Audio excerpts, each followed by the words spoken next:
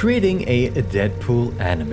In my opinion, these two would work perfectly together, but somehow nobody has done this before. And now, with the Deadpool movie right around the corner, it's time to turn this idea into reality. I've recreated Spirited Away, Berserk, and even myself as an anime character before, and collected a ton of knowledge on how to create an anime in 3D over the past year. Now, it's time to put all this knowledge to the test and create an original anime based on Deadpool. The first thing I wanted to define was the style I was going for. It could be dark, it could be romantic, it could be epic. Knowing the general style makes it much easier to nail down the other elements afterwards. In my reference collection for this project, I collected everything I thought looks cool and could work together in one style. One big inspiration was the anime Promare.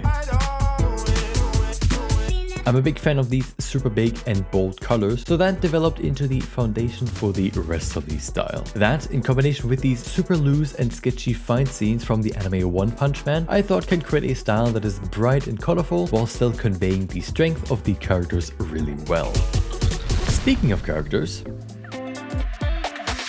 the biggest issue with the characters in my previous projects was, well, this one was barely holding together, but for my Berserk project there was one big problem. When you look at these hands, they have a very sharp and defined structure. Even when there aren't too many lines, the shape of them is still well defined. But the way I set up my characters here created very smooth deformations in areas that aren't really supposed to be smooth. Look at this shot right here. The elbow is basically non-existent and the fingers look more like sausages. My main idea to fix that issue was to create a more defined body. Each body part is made up of clear lines that imitate what you would see in drawings to create a more distinct and stylized silhouette.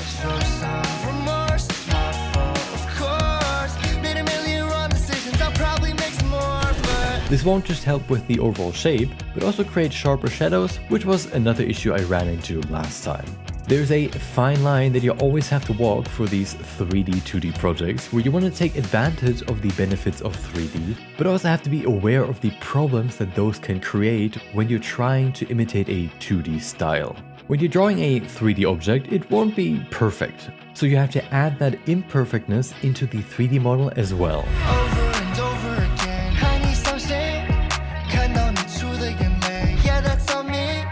Like for this armor plating, for example. If you imagine what it would look like, then you would probably think of something like this. But when you have to draw this thing hundreds of times, you probably just ignore that it has thickness and just draw a simple shape like this. So for the 3D model, I basically did the same. Most of Deadpool's gear is paper thin to avoid the look of this perfectly drawn 3D object. His guns are actually probably the hardest part of his whole character, since they are basically just more detailed 3D cubes, so it'll be hard to add some imperfections into them once they're animated.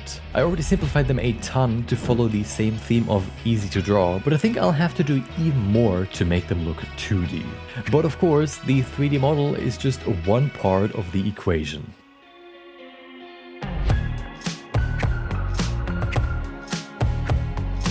The way to turn this into this is with this setup right here. It is a very basic cell shading shader setup, but with this setup you can only really determine the highlight and shadow colors. So to add the leather bits of his suit, I painted a quick texture. It basically allows me to choose different colors for the white and black areas. But this technique has one flaw, which is right here on the edges. If you get close enough, you can see the pixelation of the texture. I could just make the texture much bigger, but I actually found a better way to fix this issue. To understand what I did, we need to switch gears for a second and look at this right here. Anime puts less emphasis on physically correct shadows, which 3D is very good at, and more emphasis on these things right here.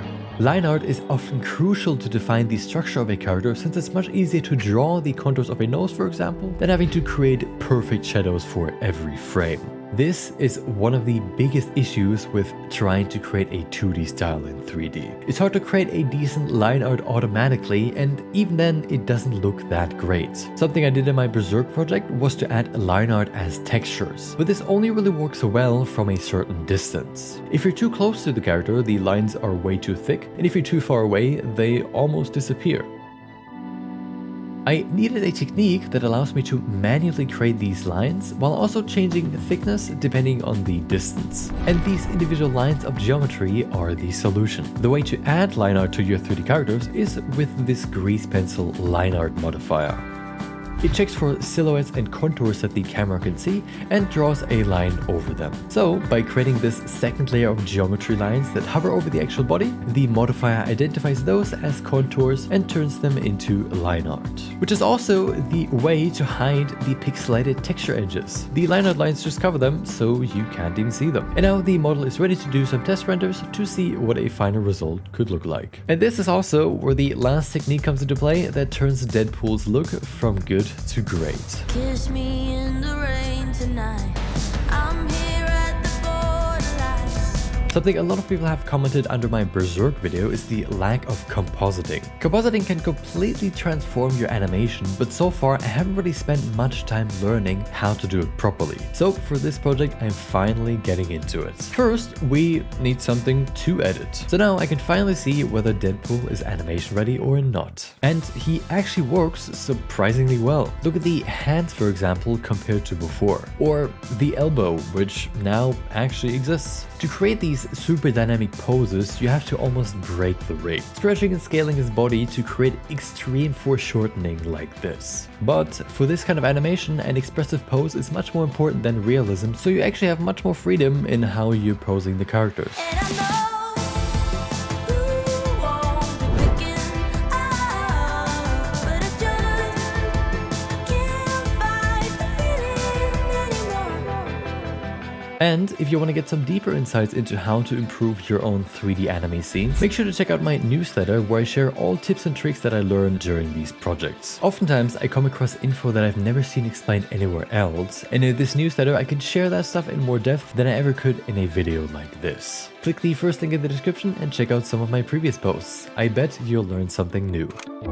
And now, to add that last bit of manual spice, I can edit and draw over the scene with a new grease pencil layer. I used this technique in my Spirited Away project where it basically fixed my horrendous model of the hero, and now here it allows me to add the last bit of refinement to make it look as good as possible. Well, before compositing, of course. To have as much freedom as possible, I render these shots in 3 layers. The background, colors, and line art. This makes it much easier to adjust specific parts of the final result, like adding a glow to the bright areas or adding a slight gradient between the shadows and highlights. I've played around with a few different techniques between all of these, so the final look isn't fully determined yet, but it looks somewhat similar to this. Last time I created the characters, environment, VFX, animation, and sound design all in one video. I think because of that, the end result was a bit lacking. This time I'm going to split up the project into 2 parts. Deadpool obviously needs someone to fight, so I also created Wolverine already,